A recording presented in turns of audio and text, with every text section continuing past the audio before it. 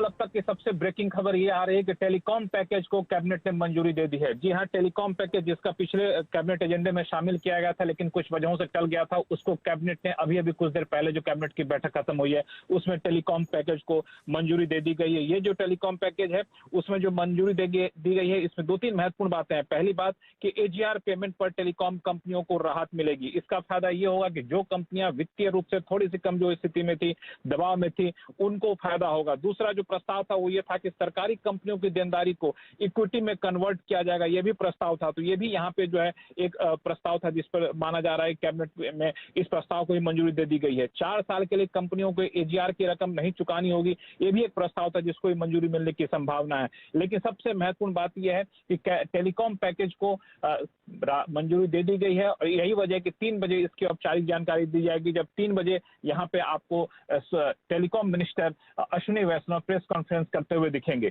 तो ये सबसे बड़ी खबर निकलकर सामने आ रही है जब औपचारिक जानकारी आपको 3 बजे मिलेगी टेलीकॉम मिनिस्टर अश्विनी वैष्णव की तरफ से कि टेलीकॉम सेक्टर में राहत पैकेज को मंजूरी दे दी गई है। और बता दूं कि सबसे पहले सीएनबीसी आवाज ने आपको पिछले हफ्ते बताया था कि टेलीकॉम पैकेज कैबिनेट में जा चुका है और इसको कैबिनेट से मंजूरी मिलने की संभावना है और अब इस बार कैबिनेट से मंजूरी मिल चुकी है टेलीकॉम राहत पैकेज को। वोडाफोन का स्टॉक इस समय लक्ष्मण 4% भाग चुका है। 4% की तेजी एयरटेल में भी देखने को मिली है। ये वो 2 बड़े ट्रेड्स हैं। इंडस टावर आपकी स्क्रीन पर आएगा जहां पर भी इस खबर के चलते तेजी देखने को मिलेगी। टेलीकॉम सेक्टर के राहत पैकेज को मंजूरी मिल गई है। पिछले हफ्ते से हम कह रहे हैं कि देखिए कैबिनेट इस पर अपनी मोहर लगाएगा और वो आज हो चुका है। सबसे पहले सबसे बड़ी खबर कैबिनेट से जुड़ी हुई इस समय आप ही की स्क्रीन पर ब्रेक हो रही है और वो स्टॉक्स में तेजी देखने को मिली है।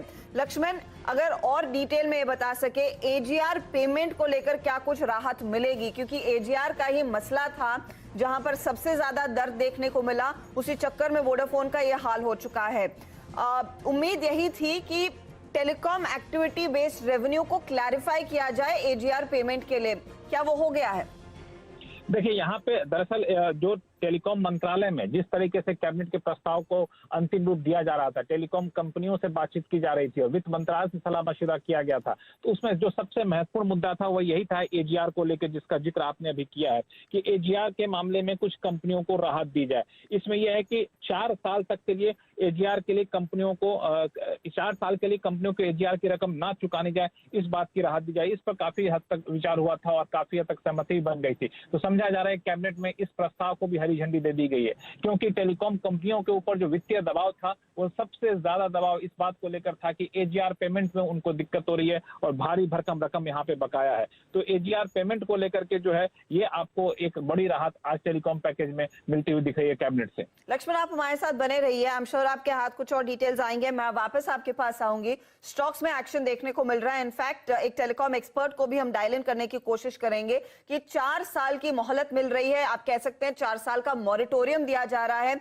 इनको पेमेंट्स को लेकर। साथ ही साथ कन्वर्जन टू इक्विटी का भी विकल्प यहां पर निकल कर आया है।